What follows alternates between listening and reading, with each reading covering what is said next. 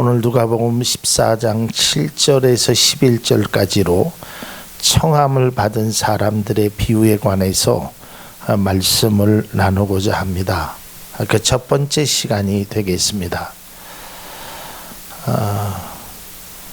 용인에 가면 그 에버랜드가 있습니다. 거기에 가면 그 동물들이 보통 동물원에는 이렇게 우리에 갇혀서 있는데 거기에는 사파리라 그래서 넓은 대지에 동물들이 살게끔 만든 그런 공간이 있습니다. 거기를 한번 가본 경험이 있는데 가니까 그 가이드 하는 분이 안내를 하는 분들이 방송에 이럽니다. 지금 여러분이 보고 계시는 저 오른쪽에 있는 사자가 이 정글에서 최고의 사자입니다. 그러니까 우두머리라는 거예요. 그래서 그 넓은 그 바위 같은데 더 멋지게 앉아 있어요. 그리고 그 밑에 또 이렇게 사자들이 있습니다. 그래서 1년에 한 번씩 그런 쟁탈전을 한다고 합니다. 그래서 거기서 이기면 그 자리를 차지하고 지면 그 자리에서 내려앉는다. 또 얼마 전에 TV를 보니까 이 악어 아시죠? 악어들도 그런 자신들의 룰이 있다고 합니다. 그러니까 사육사가 먹이를 주는데 닭 한 마리를 그냥 통째로 주더라고요. 닭 한 마리를 주는데 먹이도 제일 첫 번째 악어가 먼저 먹어야 된대요. 그 다음에 두 번째, 세 번째 악어가 먹어야지 만일에 그렇지 않으면 난리가 난다고 합니다. 그러니까 이 동물의 세계에도 이런 순위들이 이렇게 맺어져 있습니다. 오늘 본문을 가면 예수님께서 누가 상석에 앉느냐, 다시 말해서 누가 높은 자리에 앉느냐, 이것이 굉장히 초미의 관심사가 됐습니다. 여러분, 우리는 보통 이 자리에 관해서 뭐 별로 예민하지 않습니다. 우리는 뭐 그런 높은 자리를 좋아하지도 않고 또 높은 자리에 앉을 뭐 특별한 일들도 없기 때문에. 그런데 이 권력을, 정치를 하는 사람들은 내 자리가 어디냐에 따라서 심하게 얘기하면 그 행사를 참여하느냐 안 참여하느냐까지도 결정돼요. 그리고 인사를 누구를 먼저 시키느냐, 그것까지도 싸움이 일어납니다. 그래서 정치하는 사람이나 이제 그런 어떤 명예를 좋아하는 사람들은 초청을 받으면 제일 먼저 하는 게 내 자리가 어디냐. 그래서 자리가 이런 자리입니다. 그럼 나 기분 나빠서 안 간다. 이 정도로 이 자리에 대해서 굉장히 예민한 사람들이 많이 존재합니다. 자, 이제 오늘 본문의 말씀은 예수님께서 이제 비유로 말씀하신 건데요. 이 자리에 관해서 매우 중요한 교훈을 말씀합니다. 이제 본문의 배경을 좀 말씀드리면, 이제 예수님께서 안식일에 회당의 모임이 끝난 후에 바리새인들과 식사 자리에 함께 있습니다. 그러니까 이제 보통 여러분 알지만 이제 대체적으로 이렇게 원탁에 있는 식탁 자리가 있고요. 아니면 이렇게 길게 일자로 되어 있습니다. 이제 사람들이 많으면. 근데 거기에 제일 상석이 누구냐면 예수님 바로 옆에 있는 사람이 최고의 상석입니다. 그러니까 여러분, 우리나라 이제 뉴스를 보면 우리나라의 국무회의를 하잖아요. 대통령 옆자리에 누가 있어요? 국무총리가 있습니다. 이제 그런 식으로 이렇게 자리를 누가 앉느냐에 따라서, 그러니까 이제 서로 예수님의 그러니까 좋은 자리를 앉으려고 바리새인들이 서로 다툼을 하는 거예요. 말은 안 하지만 실제적으로 내가 좋은 자리를 차지하려고 서로를 경계하고 이런 모습. 이걸 보고 예수님께서 세상에 사는 사람들이야, 정치를 하는 사람들이야, 뭐 그럴 수 있다고 치지만, 신앙을 가진 사람들이, 믿음을 가진 사람들이 이런 모습을 가져서 되겠느냐. 그래서 예수님은 그 모습이 별로 아름답게 보이지 않으셨던 것 같아요. 그래서 예수님이 그걸 이제 비유로 오늘 말씀을 하신 겁니다. 그러니까 예수님은 이러한 신앙적인 상황 속에서 정말 그리스도인들이 바른 신앙을 갖는 것이 무엇일까? 그러면서 이 비유를 말씀하는데, 이 비유는 아주 간단하죠. 우리가 이해하기도 어려운 것은 아닙니다. 어떤 사람이 청함을 받았는데 그 사람이 높은 자리에 앉아 있었어요. 그랬는데 자기보다 더 높은 사람이 오면 주인이 당신 보고 밑으로 내려가라고 한다. 그러니까 처음부터 그냥 밑자리에 있으면 나중에 당신을 높여줄 거다. 그러면 결론은 무릇 자기를 높이는 자는 낮아지게 되겠고 자기를 낮추는 자는 높아지게 되리라. 이제 이 비유를 말씀하는 겁니다.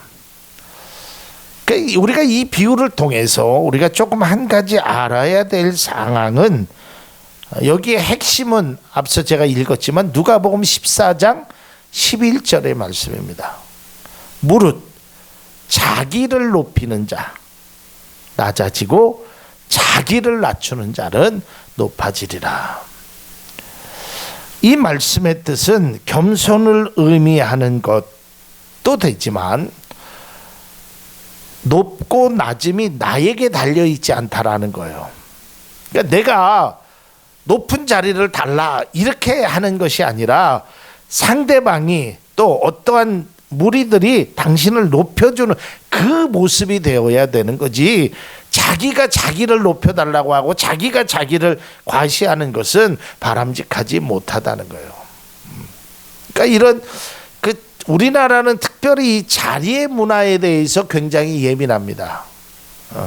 자리의 문화에 대해서. 그래서 우리는 자리를, 어떤 자리를 앉을 것인가, 이제 그런 때로는 고민 아닌 고민도 가져볼 수 있어요. 그러니까 어떤 자리를 가질 것인가.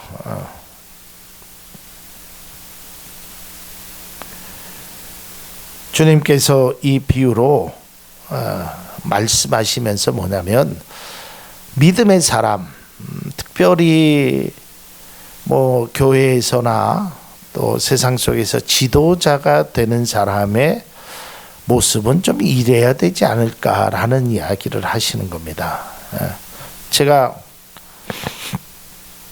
과거에 교회에서 부목사로 사역을 할 때, 이제 거기는 뭐 교인들이 많으니까 뭐 한 200명 이상 되니까 이제 식사를 이렇게 교육관에서 했거든요. 그리고 이제 목사님은 이제 별도의 공간에서 이렇게 식사를 하셨어요. 담임 목사님은. 그 이유가 이제 새 가족들이 오면 이제 목사님하고 이제 인사하고 목사님이 거기서 이제 새 가족들을, 이제 그거는 제가 얼마든지 이해가 됩니다. 그럴 수 있죠. 목사님이 이제 새 가족들을 이제 좀 특별하게 대접을 하고. 근데 이제 그 목사님이 저한테, 제가 그때 청년 사역을 할 때인데, 청년들이 새로 올 때는 제가 들어갔어요. 거기를 들어갔는데, 이제 그렇지 않고 그런 사역이 없을 때는 제가 거기를 일부러 회피했어요. 뭐 제가 무슨 겸손해지려고 그런 게 아니라 나는 그런 자리가 좀 불편했어요. 차라리 그냥 청년들하고 이런 이제 바닥에서 앉아서 밥을 먹었거든요. 집사님들이나 아니면 학생들하고 이렇게 하하거리고 호호거리고 밥을 먹는 게 훨씬 소화도 잘 되고, 그러니까 뭐 내가 뭐 일부러 낮아지려고 그랬던 건 절대로 아닙니다. 근데 저는 그런 것에 관해서 뭐 높고 낮음을 생각하지 않으니까 오히려 그런 것이 훨씬 더 편하고 좋았어요.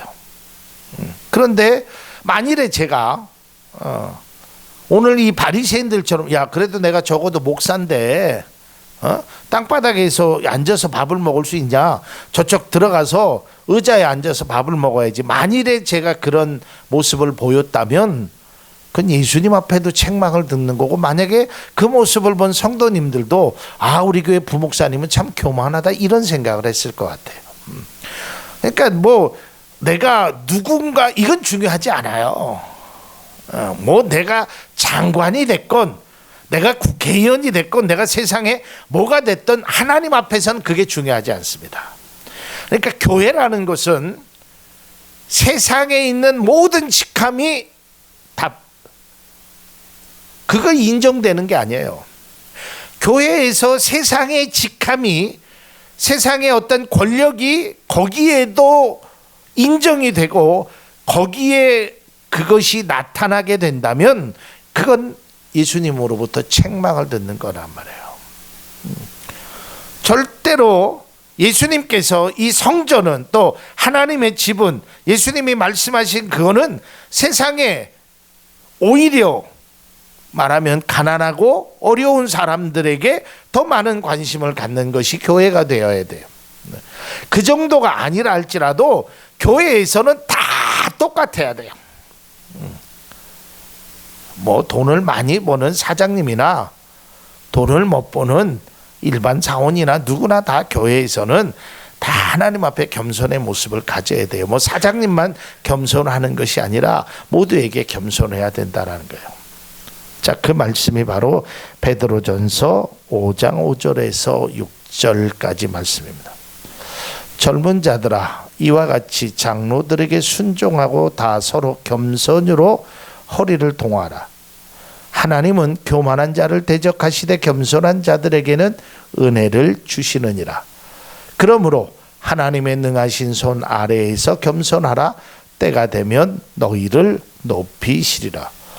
이건 젊은 사람들에게 얘기한 거예요. 그러니까 젊은 사람이건 장로님들이건 누구건 간에 다 그런 것들이 서로를 내려놓을 줄 알아야 돼요. 높은 자리를 추구하지 말란 말이에요. 세상의 질서는 그럴 수 있어요. 세상의 방법은 그럴 수 있어요. 상석이 있고 또 뭐 권력을 나타내는 그런 모습이 있을 수 있지만, 하나님의 교회에서 성도들 사이에는 그런 갭이 없어야 돼요. 그런 어떤 담이 있으면 안 된단 말이에요. 야, 저 사람은 사장님인데, 저 사람은 우리 회사, 저 사람은 전국적으로 유명. 아니에요. 교회에서는 다 똑같단 말이에요. 어떤 사람이 와도 똑같다는 거예요. 제가 그 분당에서 목회하는, 제가 그 목사님이 설교를 참 좋아합니다. 그리고 설교하시는 그 내용이나 그 메시지나 또 그분의 삶이 교회라는 곳이 이래야 된다. 그래서 지역신문에도 그렇고 건전한 교회로 나와 있는 교회 중에 하나입니다. 뭐 거기에는 수만 명이 모이는 교회죠. 근데 그 목사님의 말씀에서 제가 참 공감하는 것이, 그 목사님의 철칙이 하나 있다고 합니다. 이제 아마 내년에 이제 선거철이 되면 뭐 국회의원 후보자들이 교회들을 많이 옵니다. 그 목사님은 어떤 사람이 와도 예배 시간에는 절대로 소개시키지 않는다는 거예요. 그게 철칙이에요. 뭐 장관이 오건 심지어는 대통령이 온다 그래도 자기는 예배 시간에는, 예배의 주인은 하나님이지 대통령이 아니라는 거예요. 굉장히 공감되는 말씀이었어요. 여러분, 교회의 머리는 예수 그리스도라고 에베소에 말씀했잖아요. 우리가 예배를 드린다는 것은 하나님을 보고 예배를 드리는 거지, 거기 그냥 정치가가 오면 예배 끝난 다음에 나가서 본인이 인사를 하는 건 얼마든지 있지만, 예배 시간에 그 사람을 높여주는, 그 사람의 어떤 이야기를 해줘, 이건 바람직하지 않다라는 거예요. 특별히 정치적인 것, 그분이 뭐 예배를 위해서 특송을 한다든지 예배를 위해서 뭐를 한다면 이런 분이 와서 특송을 합니다, 이거는 있을 수 있지만, 그분이 온 목적은 표를 얻기 위한 목적이잖아요. 그러니까 우리가, 교회가, 우리의 신앙이 자꾸 높은 것만 바라보게 되고 세상의 권력, 그런 순위를 바라보게 되면 우리가 무너질 수밖에 없다라는 거예요. 오히려 우리는 끝자리를 주목해야 한다라는 거예요. 높은 자리가 아닌 끝자리, 아무도 거들떠보지 않는 그 끝자리, 누구도 관심 갖춰주지 않는 그 맨 밑에 자리에 관심을 가지라는 거예요. 왜냐하면 우리 속에서 자꾸 마음속에 일어나는 그런 교만한 마음이 누구에게나 다 있어요. 저에게도 있어요. 이왕이면 좋은 차, 이왕이면 좋은 것 갖고 싶죠. 그러나 그런 것들이 자꾸 내 마음속에 하면 교만이 교만을 낳게 되고 욕심을 낳게 되고 계속 그 일을 추구하게 된다라는 거예요. 아주 그 유명한 책 영적 성장의 길이라는 책에 그 책에 이러한 내용이 들어 있습니다. 여러분, 당시에 슈바이처 박사님은 우리가 잘 아는 대로 전국적으로 그 당시에 유명했던 분이죠. 뭐 요즘 말로 하면 인기가 대단한 뭐 의사가 될 수도 있고 선교사가 될 수도 있고 뭐 하여간 그 분야에서는 많은 사람들의 존경받는 대상이었어요. 근데 이분이 어느 이제 마을을 가기로 했어요. 그러니까 그 마을에서 슈바이처 박사님이 온다고 하니까 뭐 시장서부터 현수막을 다 들고 막 환영합니다. 빵빠레를 올리고 그랬어요. 그런데 슈바이처 박사님이 내리질 않는 거예요, 역에서. 그게 웬일인가 봤더니 나중에 보니까 저 열차 마지막 칸에서 허름한 옷을 입고 내리시는 거예요. 그러니까 주최 측에서 가서 아니 우리가 1등석 자리를 보내드렸는데 어떻게 3등석을 타고 오셨습니까? 아니 어째 박사님 이렇게 귀한 자리에 오셨는데 3등석을 타셨습니까? 그랬더니 그 슈바이처 박사님이 그렇게 말했다는 거예요. 예, 4등석이 없어서 3등석을 탔습니다. 이 내용이 우리 그리스도인들이 좀 잘 새겨야 돼요. 예수님께서 말씀하신 대로 내가 선 줄로 아느냐 넘어질까 조심해라. 성경 속에서 하나님이 가장 싫어하는 일을 몇 가지를 꼽는다면 그 중에 하나가 교만입니다. 하나님은 교만한 자를 통해서는 절대로 일을 하지 않는다는 거예요. 예수님의 말씀은 단순히 공식적인 자리에서 어떠한 태도를 그것을 행할 것인가를 가르치는 것이 아닙니다.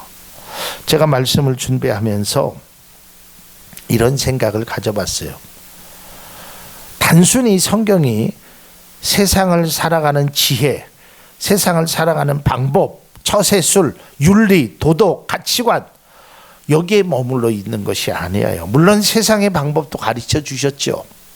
그러나 더 중요한 것은 우리가 영적인 원리를 영적으로 거듭나기를 원하시고 영적으로 변화되기를 원하시고 영적인 삶을 추구하며 살아가기를 원하신다라는 거예요. 그저 도덕적으로 일시적으로 행하는 것은 바람직하지 않다라는 거예요. 여러분, 우리는 주님 앞에나 또 사람들 앞에나 또 교회에서나 세상 속에서나 우리가 추구하는 가치관은 겸손의 가치관이 되어야 될 줄로 믿습니다. 내가 아무리 실력이 있고 아무리 돈이 많고 아무리 높은 자리에 있다고 하더라도 우리는 낮은 자리에 임할 줄 아는 그 겸손이 필요합니다. 남에게 보여주기 위한 쇼가 아니라 진심으로 진정으로 담아 내가 낮아지는 겸손의 모습을 보여야 한다라는 것입니다. 제가 고린도전서를 이번 주에 읽다가 그 사도 바울이 그런 이야기를 하잖아요. 내가 유대인들에게는 유대인의 모습으로 이방인들에게는 이방인의 모습으로 그렇게 행한 것이 내가 뭐 주체 주체적인 사상이 없어서 그런 것이 아니라 그들을 구원하기 위함이라 그러잖아요. 그러니까 내가 가졌어도 가진 채 안 하는 거예요. 내가 있어도 있은 채 안 하는 거예요. 늘 겸손의 모습으로 사도 바울은, 또 예수님은 그런 모습으로, 또 오늘 청함을 받은 자들에게 행하신 말씀, 네가 높아지고자 하느냐 차라리 낮아져라. 그것이 바로 높아지는 방법이라고 말씀하고 있습니다. 우리는 늘 끝자리에 대한 관심을 좀 가지십시다. 낮은 자리에 임하시는 그 주님, 있을 곳이 없어서 말구 위에 태어나신 그 주님의 그 모습을 우리가 다시 한번 본받을 수 있기를 바랍니다. 주여, 우린 연약합니다. 찬양하겠습니다.